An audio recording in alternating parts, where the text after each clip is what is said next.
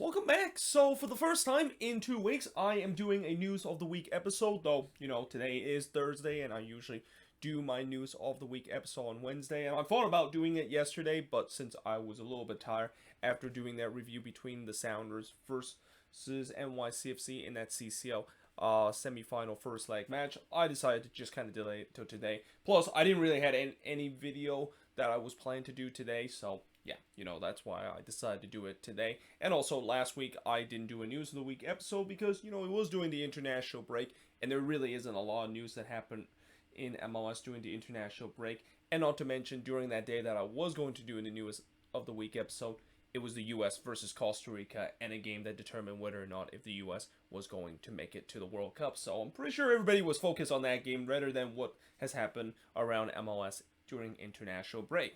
Now, in terms of some of the news that has happened in this past week, well, the New England Revolution might have found their Matt Turner replacement, as they have signed Serbian goalkeeper Djordje Petrovic from Serbian Super League club, and I am not even going to try to pronounce this because you know me, in terms of Baltic name, I tend to not do very well, especially with club name, but I'm gonna guess it's FK Kurik Siki or something. I mean, I might have just absolutely butchered that one, but as I said, the Revs, they definitely did not waste any time to find a replacement for Matt Turner, because this is a move that is the case where once Matt Turner does move on to Arsenal, he's going to be the number one goalkeeper. Though there could be a sense that maybe they might be a battle for that number one spot in terms of this Revs team. I mean, Brad Knighton, after the good performance that he had in the last game, he definitely wants to make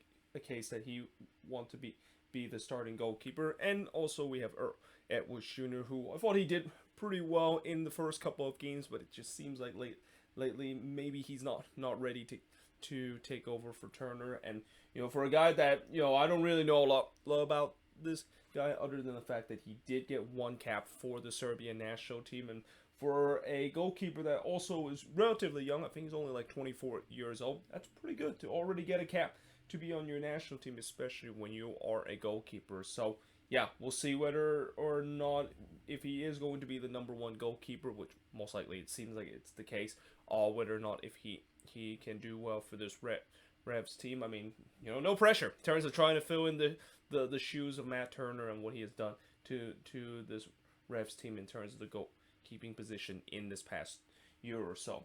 Now, moving on, in terms of the next news, we got contract extension, and originally I was thinking about kind of talk about contract extension out of these three player individually, but I'm just going to do what I usually do with contract extension when it relates to a couple of players, is that I'm just going to put in one kind of news topic line.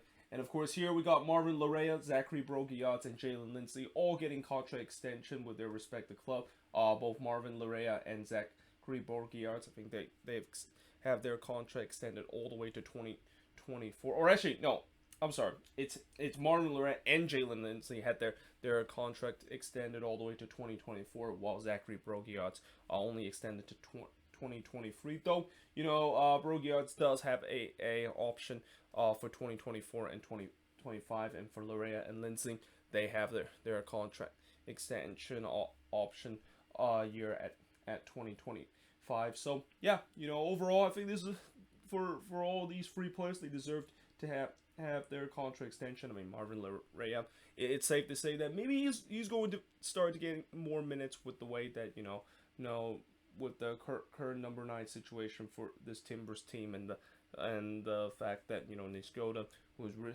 is really the guy to just in place for the injured Felipe Mora. Since he's not doing relatively well, there could be a chance that Lorea could get promoted into that spot. And then Brogiats, of course, a very serviceable right back for this Montreal team. And then Jalen Lindsay, who I'm kind of surprised that he got a contract extension recently, because I swear that I thought that he got a contract extension when he was signed with Charlotte near the latter part of the off season. But I guess that's not the case. Seems like they have decided to just kind of lock him to the contract that he was carrying in when he was with Sporting KC, but now he of course have a longer contract after getting a contract extension with Charlotte this past week. Now, speaking of contract extension, LAFC is still remain active in terms of the contract talks with Carlos Vela, but there is a report saying that the deal for LAFC to extend Carlos Vela's contract at least until the end of the season is still not done. And again, time is ticking for LAFC to try to sign Carlos Vela to a contract extension, because his contract does expire in the end of June. And what's also interesting about Vela's situation is that once his contract does run out, he is not eligible to be a free agent, because I think there is a specific rule in MLS where you have to be like five season in MLS in order to be eligible for free agency, and Carlos Vela just missed out on that. So there could be a case where not only Carlos Vela will be leaving LAFC, but since he's not available to be a free agent, he can't really be picked up by any other club off of free agency, which that's really big with the way that I'm pretty sure if Carlos Vela does get hit into free agency, almost every single team is going to try to beg for him to come to the club, and we might have some of the biggest amount of contract that these teams might offer to Vela if they do sign him off of free agency. But like I said, that's not going to happen because he's not eligible to do so. But again, I feel like LAFC is going to sign a contract extension with Vela. I mean, I know as the time goes along and the whisper continue to get louder as the day goes, there's no doubt that they eventually will work out a deal. Though again, I said that at least to the end of the season. That's just my best guess in terms of what this contract extension is going to be, because Vela have already openly said that this might be his last season with LAFC before potentially he is either going to be going back to Europe or going back to La Liga, or maybe even going to Miami in the next off season. But again, right now we'll see whether or not if LAFC, who again they're still active in terms of trying to get this contract extension done with Carlos Vela, we'll see whether or not if there's going to be more news that eventually this contract extension will go through. Now, FC Cincinnati have recently rejected a bid from Brazilian Serie A club Internacional to acquire for Brenner, and Brenner have also said that he has submitted a transfer request to FC Cincinnati, and that it was pretty clear that he doesn't want to be there anymore, and he wants to move on, either going down to Brazil, well, most likely going back to his home country, Brazil, because ever since Brendan Vasquez has really been a guy that is in form, and a guy that is pretty much the number 9 that FC Cincinnati has been looking for a very long time. It seems like Brenner basically have now relegated to bench duty, and there is no doubt that when you bought a guy for like $12 million that FC Cincinnati had got for when they acquired Brenner, yeah, I don't think he's appreciate the fact that he's just going to be a bench warmer, and it's just such a shame the fact that he was never developed to be a decent player. Though again, that's what happened when you join FC Cincinnati, where it doesn't matter what FC Cincinnati has done in their first couple of years, they have just hit a swing and a miss on every big signings that they had, and it seems like Brenner is going to be the latest one, in him joining Jurgen Locadia as the two number 9 that FC Cincinnati thought that they finally got by spending big, and it turns out it was a huge bust. But yeah, we'll see whether or not if Brenner is going to be moving on to a club down in Brazil or somewhere else, because again, there's no doubt that I think he's on his way out at FC Cincinnati. There's no way, the fact that with how he still has potential to be a decent player, and that when Cincinnati bought Brenner just a year and a half ago, there was talk that he would be a guy that could go to Europe and actually live up to his potential, and there's no doubt that Brenner knows it, and that if he does stick with FC Cincinnati, he is basically just kind of wasting his time to potentially fulfill the potential that he has.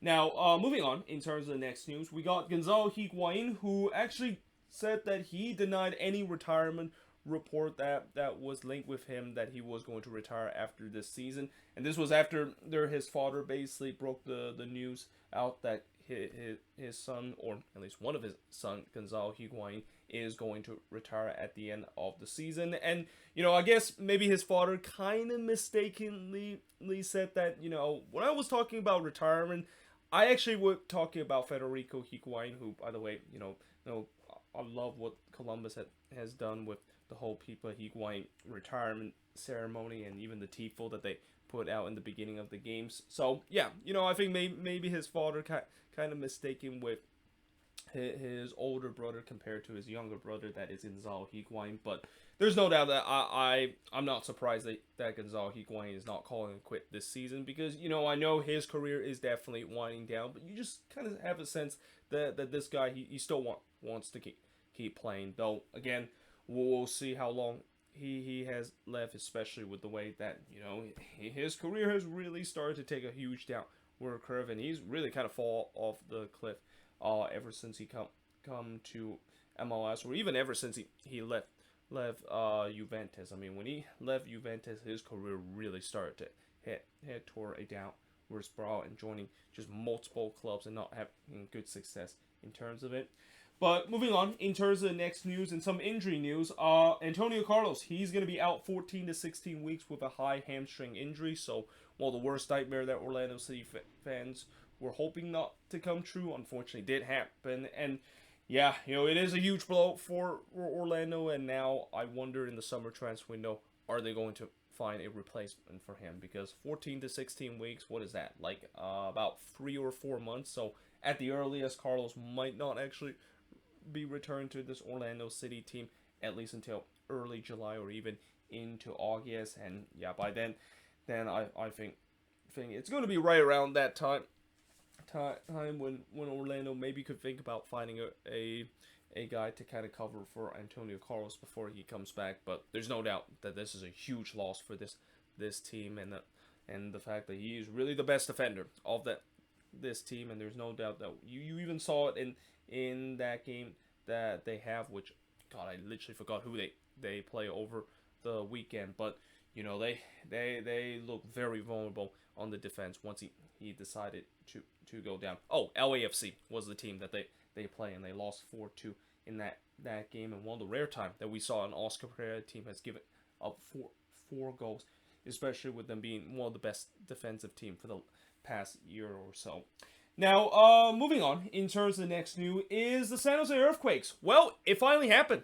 They have finally announced that they are going to be planning to build a state-of-the-art soccer training ground and complex near the Santa Clara County Fairgrounds. Now, it's important that this is still just a planning stage and that there's no kind of timeline of exactly when this state-of-the-art soccer training complex that the Quakes are going to eventually build. But the fact that they finally admit that they need a state-of-the-art soccer training complex, and I know that on the report they even said that this has been something that they've been thinking for a very long time, and that the reason why it's taking so long is because of getting the whole permit and getting some land, which, if you live in the Bay Area like I am, that land does not come cheap in this area. But it was just so long overdue, the fact that the Quakes eventually get themselves a state-of-the-art soccer training ground, because you look at the training ground that the Quakes are basically running, it is probably the worst training ground that you would see, with them just kind of having a couple of plot of land behind a parking lot, and now behind the new Roku building that they recently built outside of PayPal Park, and that was pretty much it. And the main training facility was just that building that is outside of PayPal Park. So yeah, there's no doubt that is an area that is not going to be sustainable in a way that you could say that is so-called the training ground for an MLS team. And that, again, for a long time, the Quakes fans have demanded the front office to not only spend some money on getting some decent players, but also getting a good soccer training ground where that can definitely be a drawing point to attract some players that want to play for your team. I mean, I know for a lot of these teams that have state-of-the-art soccer training ground, so some of these teams might not always have the best player, but if you actually kind of use that as a way to attract some new recruit, and probably the most important thing, build a good academy. I mean, if you have a good soccer training ground and complex, you can definitely build a decent academy. I mean, just as FC Dallas, who they have a really good soccer training complex down there. there in Frisco, and that, yeah, it's no surprise that they are a team that is considered one of the best, if not the best, academy in MLS right now.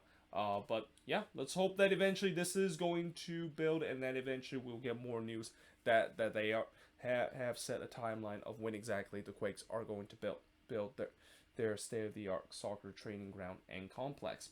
And now moving on, in terms of the next news, is the CONCACAF Nations League draw. So, as I mentioned before, I know everybody was excited about the FIFA World Cup draw on Friday, but people forget that the Nation League draw did happen a couple days later, albeit, not a lot of people was looking forward to it, because it just feels like, I know the Nations League has kind of feels like been a money grab kind of tournament for CONCACAF, but it is still kind of a tournament that a lot of these teams in the region are going to be competing against each other, and it's no doubt that CONCACAF is trying to be like UEFA with UEFA creating a Nations League, but I always say that this is kind of like the poor man version of the Nations League compared to what UEFA kind of organized. But the draw was revealed, and that the U.S. will have El Salvador and Grenada in its group, and that should be a group that I think the U.S. should win. Though again, playing against El Salvador, and especially playing down there at the clinic down in San Salvador, yeah, that's gonna be tough again. I mean, we saw the first time when they play El Salvador down there in Central America, and how tough it is.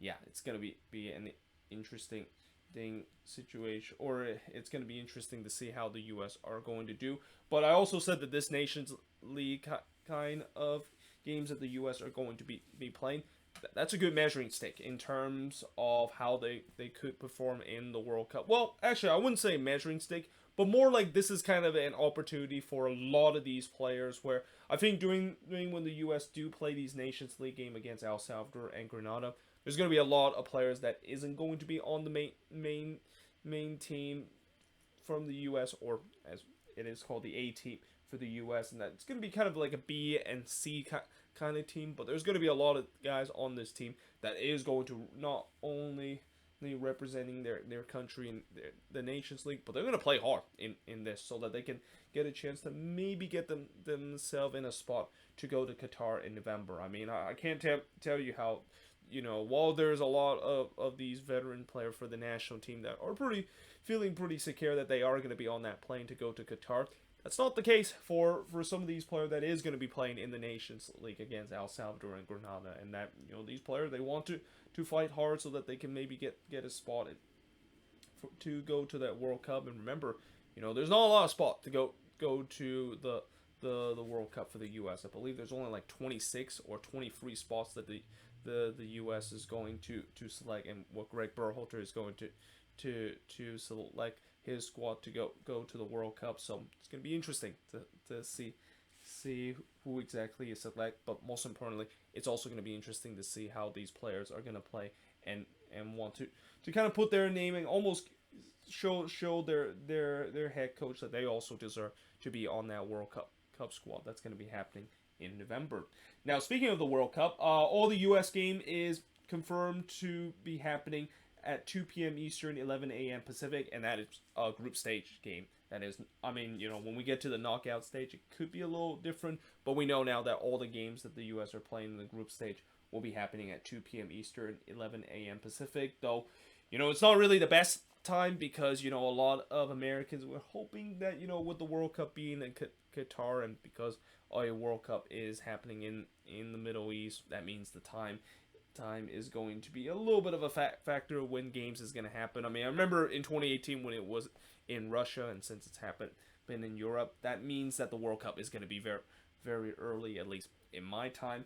And it seems like that's going to be the case again for this year's World Cup, where there's going to be games that's going to be taking place like at 3 o'clock my time in the morning. But the thing is, it seems like they decided to have all the games that is happening in early afternoon or late morning if you live in the West Coast. And I'm not sure that's the best time either, because that's where a lot of people are going to be at work. So I guess maybe either they're going to be at work while watching the game if they allowed to, or maybe just watch it later. I'll probably watch it later too, and that, I'm just going to do the same thing I did back in 2018 when all the World Cup games was like happening in the morning. I basically rewatch all of those games in the morning, and then if I do have time, I sometimes watch a little bit of the late morning game, like the 11 a.m. game, or in that case, the night games that happen in the World Cup.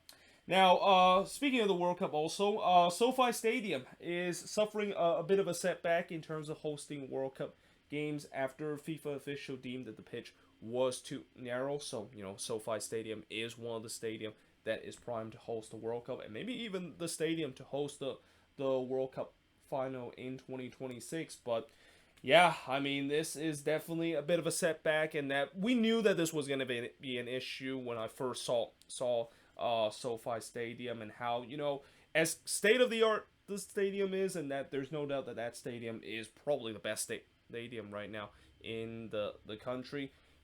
When I look at how that pitch is, and it seems like it's very kind of specific to NFL, and especially for the Rams and the Chargers, I kind of had to question of whether or not if that's that kind of pitch, which it looked kind of narrow, even without the soccer dimension, and has the American football dimension. That is that pitch going to be wide enough to host World Cup game? And lo and behold, it seems like FIFA basically said that is not going to be the case. And I think we also kind of had that same issue when I remember the Gold Cup final was in Vegas, and how Vegas and their new stadium, Allegiant Stadium, was having that issue too, where the pitch was incredibly narrow. But it seems like CONCACAF still gave the go for it to host the Gold Cup final there. So I don't know if that's going to be the same case for SoFi, and especially what I said about how FIFA basically deemed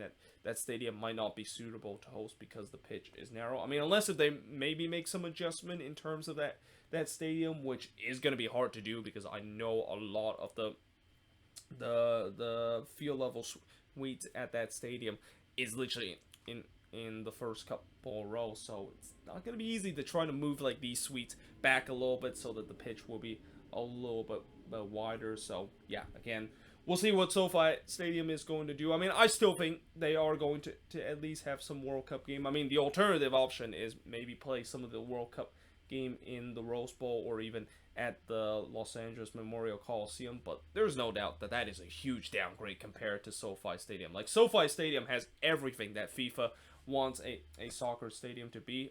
It's a high capacity stadium with a lot of luxury boxes, which can help earn a lot of money. If they do host it at the Coliseum, that could be a good option too. I mean, the Coliseum, with their recent renovation, they also have a lot of luxury boxes that FIFA could sell, but definitely not as much as what we see at SoFi Stadium. And then of course the Rose Bowl, which it might be iconic because of the way that it host the World Cup final back in '94.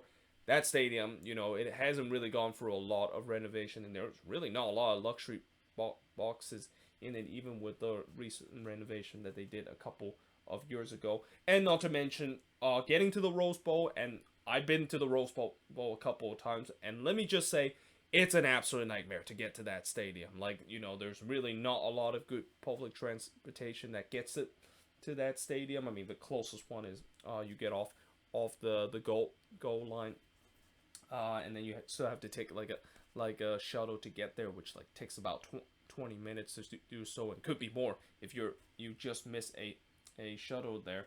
So yeah, again, it's an absolute nightmare scenarios if it is going to be hosting at the Rose Bowl, despite the fact that it has host World Cup game before, and if it does host in the Coliseum, it's good, but it's not as big capacity, and they have fewer luxury boxes compared to if they do host in SoFi.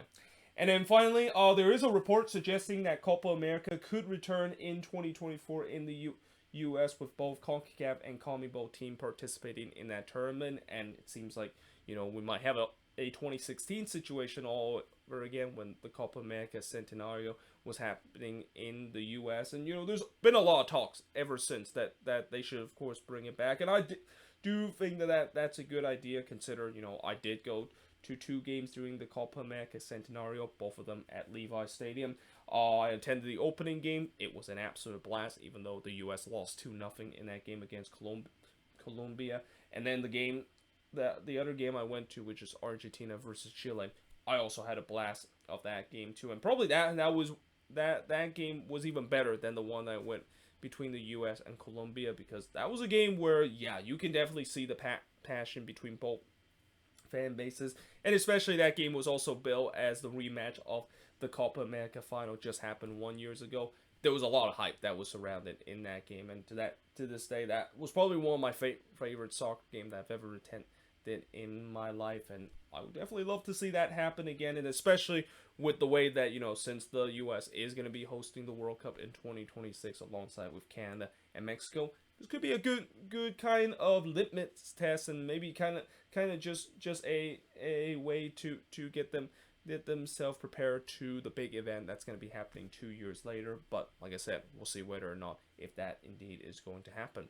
But either way, hope you guys enjoyed this video. If you do, make sure you guys leave a like, smash the subscribe button. Let me know in the comments below what do you think of these news, and if there's any news I didn't put here on the board that happened in this past week in MLS, or anything related to kind of World Cup stuff, because that seems like it's been something a lot of people have been talking about after that World Cup draw that happened on Friday. Let me know in the comments below also. But yeah, hope you guys enjoyed this video, and I will see you guys next time.